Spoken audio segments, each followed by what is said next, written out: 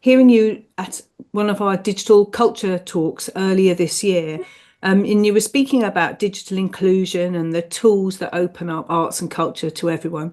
And your first point was about looking for the joy in it. So, where do we find the joy? What is it that really sparks you? Over the last 30 years, we've begun to be a bit more creative with it. And that in itself is joyful because it means it's about being incredible communicators. It's about using language in very descriptive, beautiful ways. It's about including other people that haven't been included. If it's taught from the very beginning, it becomes sort of, a sort of everyday thing, not a sort of add-on. Because whenever we're working with add-ons, people often think they're not very sexy, it's not very interesting, I don't want to do it. But if it's part and parcel of something you do every day, it just becomes a much more, like we're saying, joyous thing to do. And if you're working in marketing or comms or something else, it doesn't matter if you get it wrong. Sometimes we learn more from getting it wrong, but it's having a go and it's just trying it and it's developing those skills and it's beginning to think, as you do it, you begin to realize what else is missing, who else is being excluded. We spend a lot of our lives just bumbling along and missing out on these things. And that once you've cracked it and you notice it, you do begin to realize everything could be so more, so much more inclusive without it feeling like a strain or an add-on. Technology, accessibility is close to my life every single day. So getting these things right means a lot to me, and that's why I try to talk to as many people as possible and try to help them see through all the layers. So when do we use alt text? Images and pictures to begin with.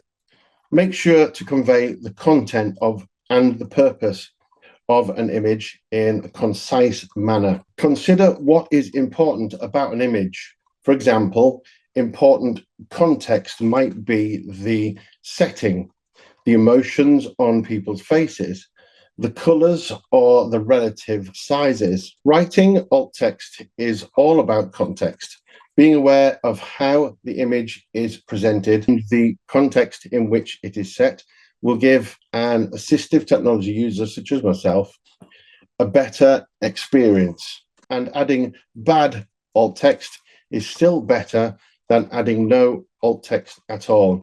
X supports alt text up to 1,000 characters, and although it's there, it's very tempting to use that space. As I said before, the best practice does state that really we need to be looking at as fewer words that describe accurately and quickly that information, because it becomes a noisy situation for screen reader users like myself. Because sound can do a lot of the audio describer's work for them.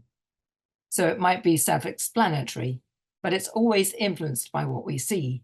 So a screech of tires can be obvious, but the potential implication, so whether or not there's a threat to life, needs to be described. So this is an image of a match being struck, and that kind of sound sounds quite similar to opening the lid of a can of drink. But what that can of drink contains depends on the image. There might be a can of lager, might be a can of Coke. And that also might influence how a blind person receives the information. I'm a kind of passionate believer that you should put the awe into audio description.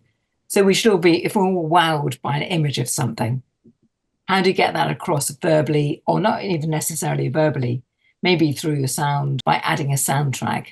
And that can add a whole different layer of emotion to your perception of the image. You can tell from websites and organizations that have put the access or the accessibility, not just for me, but for actually for a lot of older people who don't see as well anymore. Their sight just may be failing them. I know this isn't quite the same, but it is audio description in a very, very simple way. The buses where I live in Nottingham all have audio on them. And the amount of people I've heard sit on the bus, old people going, oh, it's so useful, I know when I'm getting off, because they can't see the screens. Yes. It's a perfect example of really, really simple audio description working to everybody's benefit. Go to find audio descriptions that are out there and listen to them and compare and contrast. I think just start listening to them and start having conversations and reading about things about it. or just to, and also radio is so fantastic at conveying these things. Have a listen to things on radio, particularly tennis. Me and Gavin love that, don't we, Gavin? Oh yes.